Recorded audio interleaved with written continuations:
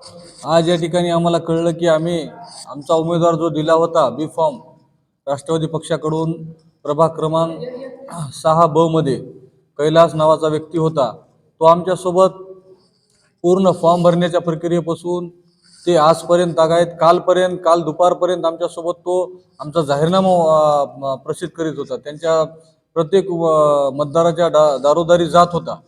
पण आज जी आमची ताकद आहे, जी आमची पक्षाची इथं वाढलेली ताकद आहे, आमचे नगराध्यक्ष पदाचे उमेदवार असतील किंवा आमचे सर्व इतर आमचे नगरसेवक पदाचे अधिकृत उमेदवार असतील, त्या ठिकाणी आमची कुठंतरी ताकद वाढलेली आहे. आणि या भविष्यामध्ये आम्ही येणाऱ्या 2 तारखेला आम्ही या नगर परिषदेवर आमचा राष्ट्रवादीचा झेंडा फडकेल.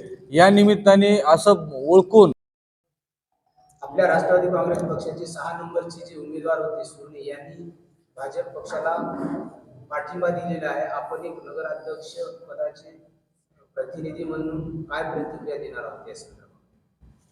आज आमच्या वार्ड क्रमांक 6 मधील सुर्णे हे काल 4-5 वाजेपर्यंत आमच्या सोबत आमचा जाहीरनामा वाटण्यास डोर टू डोर आम्ही त्याचा पूर्ण वार्ड फिरलो. तोपर्यंत आमच्या सोबत होता. रात्रीतून त्यांचं काय झालं हे अशोकराव चव्हाण यांच्या पायाखालची वाळू घसरलेली आहे. तर त्यांनी आमच्या उमेदवाराला आम्हीच दाखवून ढोस धमक्या देऊन आज त्यांनी पक्षात प्रवेश करून घेतला. आज अशोकराव यांना असं वाटत आहे की राष्ट्रवादीची ताकद वाढलेली आहे आणि राष्ट्रवादीचा झेंडा हे नगरपालिकेमध्ये लागणार आहे. या भीतीपोटी आज आमचे उमेदवार फोडणे, पैसे देणे, धमक्या देणे हे काम चालू आहे. तर हे जनता, आमची मायबाप जनता जी आहे ते बघत आहे की ते अशोकराव चव्हाण साहेब किंवा काय करत आहेत. जे लोकांना उमेदवारांना विकत घेणं हे कितपत योग्य आहे. उद्या जनता हे 2 तारखेला दाखवून देईल त्यांची जागा की विकत घेणं हे किती सोपं आणि किती महागात पडेल. एकंदरीत आजपर्यंत जो उमेदवार आपल्या सोबत होता फॉर्म भरल्यापासून ते आजपर्यंतच्या प्रक्रियेमध्ये जो की 2 दिवसावर येऊन घेतलेल्या मतदानापर्यंत या संदर्भामध्ये कधी आपल्यासोबत चर्चा झाली होती का या संदर्भात? नाही, या संदर्भात चर्चा नाही. आमच्या सोबत काल 5 वाजेपर्यंत आमच्या सोबत होता.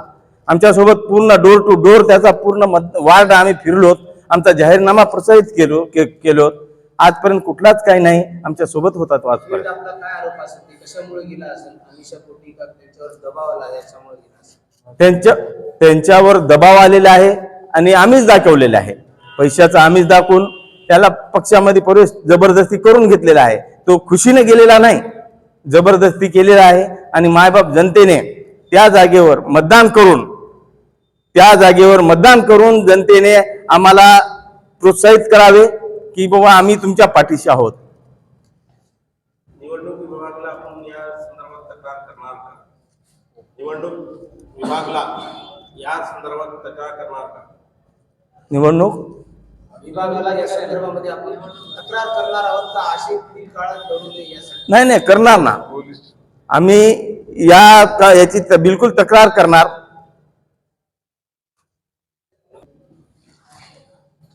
आप मुख्य शहर के निरीक्षक है, तो आप निरीक्षण करते टाइम ऐसा कुछ उनके इसमें डाउटफुल कुछ आया था क्या?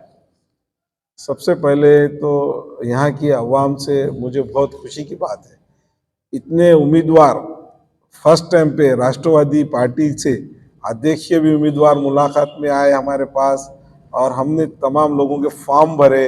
फॉर्म भरने के बाद में वो लोगों की एक हिम्मत देखी हमको लगा कि यहाँ पर एक परिवर्तन होने वाला है और ये परिवर्तन पूरे महाराष्ट्र में एक बड़ा मैसेज जाने वाला है. ये देखते हुए आज हमें ऐसा लगा अशोक चौहान को कि यहाँ की ताकत राष्ट्रवादी के हाथ में जा रही है. वो वजह से ही हमारा जो उम्मीदवार है उसको कल तक के उन्हें हमारा जाहिरनामा लेके डोर टू डोर जाके लोगों से मुलाकात ले रहा था, और जाहिरनामे के अंदर उन्होंने जो बात हमको सुझाए वाली है, हमने जाहिरनामे के अंदर उसके कहने के ऊपर जाहिरनामे पे महापुरुषों के पुतलों के बारे में इतने बातें उसने जो रखने लगाया हमको, तो हमने ये चीज़ा उससे हमारे जितने उम्मीदवार है हमने हर एक से जो जो यहाँ पे जरूरत है लोगों के बीच में जाने के लिए, हमने ये बताया कि यहाँ पे हमारे जो नेता है प्रताप पाटिल चिखलीकर, पूरे जिले के नेता है।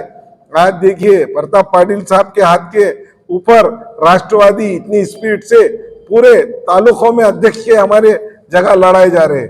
तो ये जो मुठभेड़ है ये तो एक हाट था, यहाँ पर तो पूरों का ध्यान था। यहाँ पे ये तो बहुत कोशिश बहुत पहले से कर रहे थे, पर ये लोगों की बहादुरी देखते हुए, ये यहाँ के लोगों का डर, लोगों ने ये सोचा कि हमने जो उम्मीदवार को टिकट देकर उसको लड़ाने की कोशिश की है, इन्होंने उसको मैनेज करके या मैनेज करे या डर गए।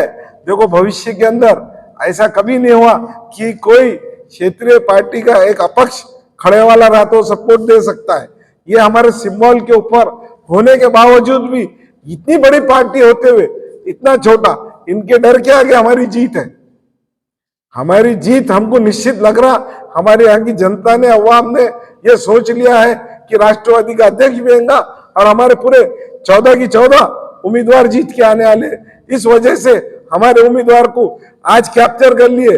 मेरी अवाम से और जनता से ये, इसके अंदर तुम सभी लोग ये बदल के बताओ, एक राजा के सामने एक आम आदमी भी जीत के आ सकता है। आज आपल्या राष्ट्रवादी काँग्रेस पक्षाच्या एका उमेदवाराने भाजप पक्षाला पाठिंबा दिलेला आहे, त्या संदर्भामध्ये आपली काय प्रतिक्रिया असणार आहे? हे बघा, मुदखेड शहरामध्ये राष्ट्रवादी काँग्रेस पार्टी हे पूर्ण ताकदीने या ठिकाणी लढत आहे। मागच्या 15-20 वर्षापासून ज्यांची सत्ता होती, जे स्वतःला राज्याचे नेते समजतात, असले नेते या ठिकाणी राहून सुद्धा भाजपला राष्ट्रवादी काँग्रेस पक्षाचा एक बी फॉर्म लावलेला एक उमेदवार घ्यावा लागत असल्याने मला असं वाटते की कुठं ना कुठं भाजपचे जे उमेदवार या ठिकाणी दिलेले आहेत ते कमकुवत असतील, म्हणून त्यांनी राष्ट्रवादी काँग्रेस पक्षाचा एक उमेदवार आमचा घेतलेला आहे। आणि आज काय, राष्ट्रवादी काँग्रेस पक्ष 14 उमेदवार आणि आमचा नगराध्यक्ष पदाचे जे उमेदवार आहे ते स्वच्छ छवीचा आणि मुदखेड शहरामध्ये चांगलं नाव असल्यामुळे भाजपची ही सर्वात नीच लेवलची हे राजकारण या ठिकाणी त्यांनी केलेलं आहे। आणि ते सुर्णे नावाचं जे आमचं जे उमेदवार ते गेलेलं आहे, ते मुदखेड शहरामध्ये जोपर्यंत राहील तोपर्यंत त्याला मुदखेडची जनता गद्दार म्हणून कारण त्याने गद्दारी केलेली आहे। पक्षाचा बी फॉर्म लावलेला आहे, चिखलीकर साहेबांच्या आदेशानुसार आम्ही त्याला बी फॉर्म लावलं होतं, त्यांना पैशाच्या पोटी त्याने गद्दारी केलेली आहे पक्षाचं।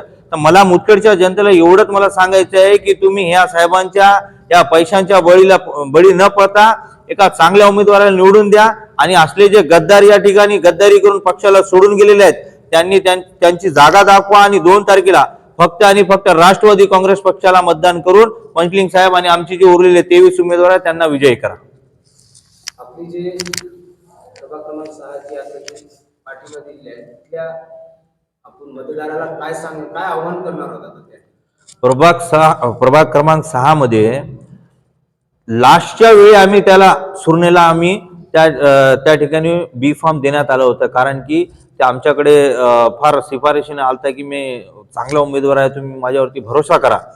आणि सर्वात लास्टला आम्ही ज्याला उमेदवारी दिली त्यांना सर्वात अगोदर गद्दारी केली या ठिकाणी। तर मला 6 नंबरच्या जे प्रभागामध्ये राहणारे माझे सुशिक्षित माझे नागरिक जे आहेत त्यांना मला ही नम्र विनंती करायची आहे की आमच्या उमेदवारानं जर गद्दारी जरी केली तर त्या ठिकाणी आमची घडी आहे, घड्याळी या निशाणीला तुम्ही मतदान करा आणि त्या सुर्णेसोबत नाही, तुम्ही पंचलिंग साहेब आणि चिखलीकर साहेब आणि माननीय अजितदादा पवार साहेब यांच्यासोबत तुम्ही आहात आणि विकासासोबत तुम्ही आहात, असं त्या दिवशी 2 तारखेला राष्ट्रवादी काँग्रेस पक्षाला मतदान करून पंचलिंग साहेबांना विजयी करा।